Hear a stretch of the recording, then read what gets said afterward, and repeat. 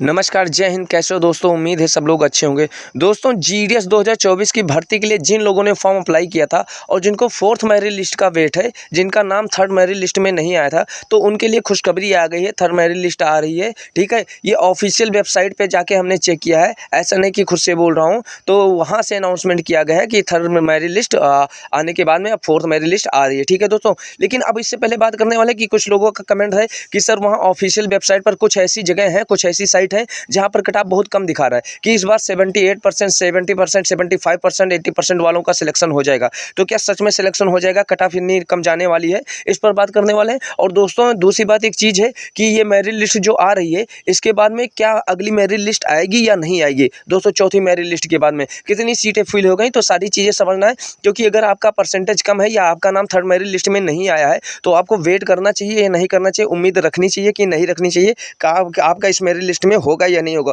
तो दोस्तों, सबसे पहले बात कर रहे हैं कि जो कट ऑफ ऑफिशियल वेबसाइट पर आप जाके चेक करते हो वहाँ कम दिखाता है। उसका कारण ये है दोस्तों कि जो कट ऑफ बनाते हैं वो पूरे डिवीजन को लेकर बनाते हैं, और उसमें किसी एक जगह का अगर कट ऑफ मान लो कम गया 78, जैसे आप समझ लो कि आप ही बना रहे हो लिस्ट और आपसे कोई पूछे कि सबसे कम कट ऑफ कितना गया है इस बार, तो आप क्या बताओगे? जहां का कट ऑफ सबसे कम गया होगा उसको जोड़ोगे ना। तो ये लोग क्या करते हैं, ओवरऑल कट ऑफ बनाते हैं डिवीजन का, और जब ओवरऑल कट ऑफ में जहां की कट ऑफ सबसे कम चली गई है उसको मिनिमम कट ऑफ में डाल देते हैं, और जहां की मैक्सिमम चली गई है वहां की मैक्सिमम में डाल देते हैं। तो डिवीजन वाइज जब बनता है तो किसी एक जगह की कट ऑफ जाती है तो वहाँ सीटें होती हैं 1 से 2।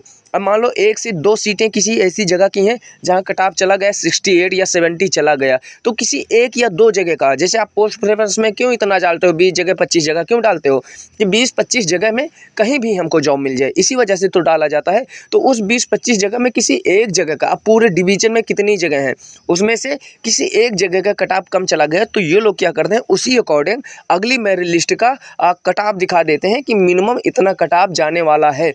तो जो आप किसी साइट पर देखते हो कि वहाँ लिखा है कि मान लो लिखा है कि SC ST का कट ऑफ 68 तक जाने वाला है, तो ये मान लो कि किसी एक डिवीजन में 70 के आसपास गया होगा, किसी एक जगह, 1-2 पोस्ट की बात कर रहे हैं ना। तो ये लोग अगली मेरिट लिस्ट के लिए 3-4% नीचे करके और डाल देते हैं। और ऐसा नहीं कि जैसा यूट्यूब पे सब लोग कर रहे हैं, ऐसे क्रोम पर भी जाओगे चेक करोगे तो वहाँ भी ऐसे यूट्यूब जैसा चैनल ही चल रहा है, समझ लो। वहाँ भी सब लोग ऐसे अपलोड कर करके डाल रहे हैं ताकि आप क्लिक करो और देख लो। आप अभी क्रोम पे डालोगे फोर्थ मेरिट लिस्ट तो इतने सारे पेज आपके सामने ओपन हो जाएंगे, और उस पर यही दिखेगा कि आ गई फोर्थ मेरिट लिस्ट, यहाँ से PDF डाउनलोड करें, यहाँ से चेक करें।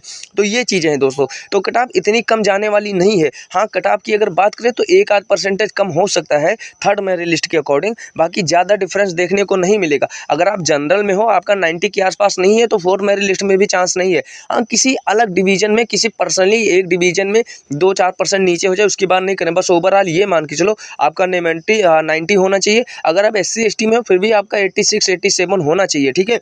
तो ये चीज़ है दोस्तों। बाकी अगर हम बात करें कि आप खुद से कैसे चेक कर सकते हो कि आपका नाम आया है या नहीं आया है, लिस्ट आ गई है नहीं आई है, ठीक है दोस्तों। तो उसके लिए क्या करना है, आपको गूगल क्रोम खोलना है, उस पर लिखना है indiaportgds.online.gov.in, indiaportgds.online.gov.in, ठीक है। जैसे आप क्लिक करोगे तो आपके सामने पेज खुल जाएगा। पहले पेज पे आप क्लिक करोगे, उसके बाद में आपको क्या करना है, ऐसा जैसे सामने स्क्रीन दिख रहा है, ये वाला स्क्रीन आपके सामने ओपन हो जाएगा। अब इस पे आपको क्या करना है, साइड में देखोगे कैंडिडेट कॉर्नर दिख रहा होगा। कैंडिडेट कॉर्नर को जब स्क्रॉल करोगे थोड़ा नीचे ऐसे, ठीक है, स्क्रॉल करोगे तो यहाँ आप देखोगे फर्स्ट जो ऑप्शन है न्यू दिखा है, GDS ऑनलाइन इंगेजमेंट शेड्यूल जुलाई 2024 शॉर्ट लिस्टेड कैंडिडेट। यहाँ पे जब आप क्लिक करोगे तो आपके सामने ऐसे स्टेट खुल जाएंगे सारे, ठीक है। ये आसाम, आंध्र प्रदेश, बिहार, छत्तीसगढ़, ये दिख रहा है ना सारे स्टेट जिनकी लिस्ट थर्ड मेरिट लिस्ट आई थी। तो जब फोर्थ मेरिट लिस्ट आएगी तो वहाँ भी ऐसे दिख जाएगा। अब यहाँ मान लो मैंने दिल्ली को ओपन किया, अब दिल्ली में आप राइट साइड पे देखो list of short listed candidate, अब नीचे लिखा है सप्लीमेंट्री लिस्ट 2 और सप्लीमेंट्री लिस्ट 3, यानी कि अभी तक थर्ड मेरिट लिस्ट आ रही है तो थर्ड मेरिट लिस्ट को दिखा रहा है। जैसे ही फोर्थ मेरिट लिस्ट आएगी तो फोर्थ मेरिट लिस्ट को भी दिखाएगा यहाँ सबसे नीचे ऑप्शन पे कि सप्लीमेंट्री लिस्ट 4। अब जब सप्लीमेंट्री लिस्ट 4 को आप ओपन टच करोगे तो वहाँ क्या हो जाएगा, आपके सामने पेज खुल जाएगा, फिर आपको बोलेगा PDF डाउनलोड करो, तो PDF डाउनलोड कर लेना। PDF में सारी लिस्ट, सारी किताब आपको दिख जाएगी। तो मुझे उम्मीद है आप खुद से भी चेक कर सकते हो। बाकी अगर आपके कोई सवाल है, कुछ प्रश्न है, कुछ पूछना है तो आप पूछिएगा। और जिन लोगों ने अभी तक PM इंटर्नशिप स्कीम वाला प्रोग्राम ज्वाइन नहीं किया है वो लोग जल्दी से जल्दी ज्वाइन कर लो, ठीक है, क्योंकि GDS में कोई कंफर्म है नहीं कि हो रहा है कि नहीं हो रहा है। तो अगर आपको एक ट्रेनिंग अच्छी चाहिए, एक सर्टिफिकेट चाहिए, एक डिप्लोमा चाहिए, साथ साथ में आपको ऐसा चाहिए कि कुछ खर्चे भी निकलते रहें, तो साल में आपको 66,000 रुपये दिया जाएगा और 1 साल का आपको डिप्लोमा दिया जाएगा, जिससे आपको जॉब मिलने में आसानी हो जाएगी। तो जल्दी से जल्दी फॉर्म भर लो। अगर उसके बारे में भी कुछ पूछना है तो कमेंट कीजिएगा। फिर मिलते हैं अगली अपडेट के साथ। अपना ख्याल रखिएगा। नमस्कार, जय हिंद।